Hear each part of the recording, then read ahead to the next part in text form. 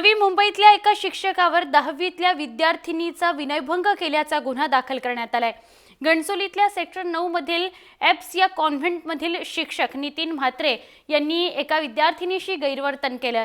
या प्रकरणी विद्यार्थिनीने पोलिसांकडे तक्रार केली, मात्र या शिक्षकाने पालकांनाच मारहाण करण्यास सुरुवात केली। दरम्यान या शिक्षकाविरोधात रबाळे पोलीस ठाण्यात गुन्हा दाखल करण्यात आलाय। ॲक्च्युली बऱ्याच दिवसापासून मुलांना हॅरॅसमेंट हे म्हात्रे नावाचे सर आहेत ना, ते करत होते।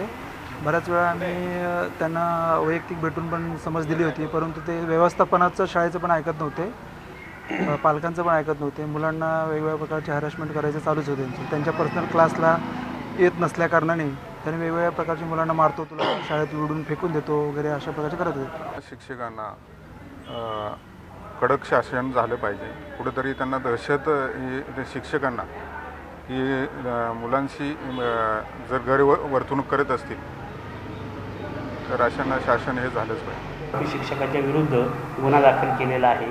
354, 504, 506, 323 आणि चिल्ड्रन सेक्च्युअल जो नवीन कायदा आहे पोस्को, त्याच्या कलमानुसार गुन्हा दाखल केला।